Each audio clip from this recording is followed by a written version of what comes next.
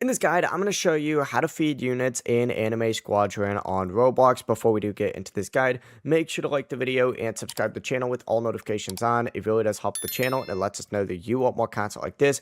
We'd greatly appreciate it. And if at any point throughout this guide you did have any questions, just ask them down in the comment section below and we can help you out further. I'm going to be doing my best to reply to every single comment down there. But first things first, to actually feed those units, load into the game, and once you're in the lobby, select units over on the left hand side of the screen, and it's going to open up your inventory, and you just need to select the unit that you want to upgrade. Let's go ahead and select Romuro right here. Once you go ahead and select him though, what you need to go ahead and do is look over on the right. You're going to see a feed option. Select feed, and then you can auto add. You could also go ahead and drag this up and select confirm.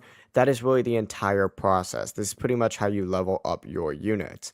If you guys had any questions, ask them down in the comment section below and we can help you out further. I'm going to be doing my best to reply to every single comment down there. Before you do leave this guide, make sure to like the video and subscribe to the channel with all notifications on. It really does help us out and it lets us know that you want more content like this. We'd greatly appreciate it. Have a great rest of your day though. Peace.